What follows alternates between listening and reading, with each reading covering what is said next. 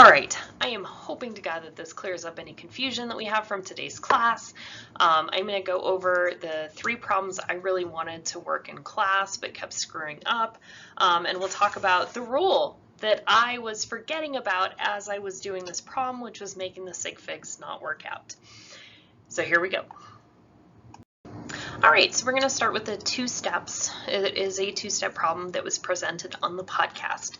So as we talked about in class and on the podcast, we are going to take the mass number. So this is the number of protons and neutrons, and we're going to multiply it by the decimal occurrence. So multiplying by the decimal occurrence means that we're going to need to convert the percent back to a decimal. So we can do this either by dividing by 100, or we can move the decimal 2 places to the left, your choice. What I goofed on in class is that your mass number is a count, which means that it is an exact number, which means we do not include it for sig figs because it is the number of protons and the number of neutrons. So we're counting those. There is no uncertainty in a count or in an exact number. So we are only using the percent abundance for sig figs. Okay, so we're not looking at the mass number to determine our sig figs, and that's where I kept screwing up. So for this first step, we will wind up rounding to the least sig figs in the problem, and in this case, it's going to be the percent abundance with the least significant figures. Then we add the values together that we get, and we're rounding to the least decimals in the problem. So let me show you a couple examples of this. This first question up here asks us to calculate the average atomic mass of a sample of bromine. And the sample has 2 isotopes. It has bromine 79, so this is the mass number, times the decimal occurrence. It is found at 5%, so I move the decimal 2 to the left, 0.05. I'm maintaining 1 sig fig because that's what was given. And I'm going to do the same thing for bromine 80. So 80 times the decimal occurrence, 0.95. And now here's the part that I kept getting goofed up on. So we're going to do this calculation. We're going to figure out what it rounds to. But I am only using the decimal occurrence or the percent abundance for my sig figs. So this first number should have 1 sig fig. So I'm going to round it to 1. The second number has 2 sig figs in the percent abundance or the decimal occurrence, so I'm going to round to 2 sig figs, and this is 76. My next step is to add these together, and there are no decimals, so I'm going to leave the decimals off of this, and that is in AMUs. Okay, let's do another sample problem, and I'm leaving my notes up here just to remind us so we can go back and forth between that. They want us to calculate the average atomic mass of a sample of iodine that contains 80% of iodine 127, so 127 times the decimal occurrence, 0.8000. 17% iodine 126, so 126 times 0.1700. And 3% iodine 128, so times 0.0300.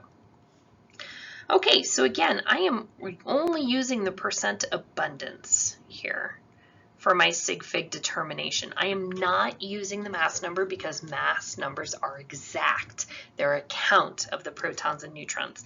So we're only looking at the percent abundance. So for this first calculation, I'm going to make sure that I'm rounding to 4 sig figs. So I should have 101.6.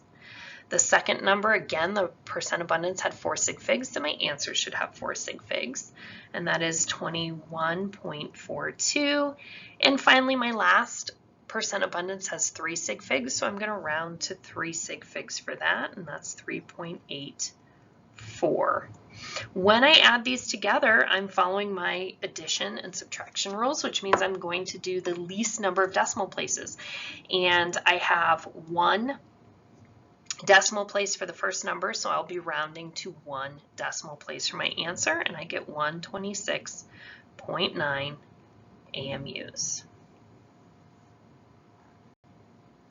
All right, let's do one more final example. We're going to calculate the average atomic mass of sulfur, and we're told that sulfur 32 contains 95%, so I'm converting that to the decimal abundance, 4 sig figs, maintaining that. Sulfur 33 is at 0.76%. So wow, this is going to be a really tiny number. Moving it 2 to the left, maintaining 2 sig figs. 2, that's right. Sulfur 34 is found at 4.22%, so 0.0422 is the decimal occurrence, 1, 2 over. And sulfur 35 is at an incredibly tiny number. I'm going to 1, 2, okay, so 0.00014. Okay, and I'm just double checking that my numbers have the same number of sig figs after I've converted them from percent to decimal. Okay, so this first value I'm going to round to 4 sig figs because again we're not including the mass number, we're only including the percent abundance. So rounded to 4 sig figs, I get 30.40. 33 times my percent abundance with 2 sig figs, I round to 2 sig figs, and I get 0, oops, I'll put that over so I'm lining up my decimal, 0.25. 34 times 0.0422, I'm rounding to 3 sig figs, this should be 1.43, and my final number, 35 times 0.00014 with 2 sig figs, I'm going to round to 2 sig figs, I get 0.0049. Okay, now my next step is to add them together, and I'm going to round to the least decimal places in the problem, and the least is 2, so I'm going to round this to 2 decimal places. And I get 32.08 AMU. So hopefully this helps to clear up any confusion. My apologies again. I hope you find this useful.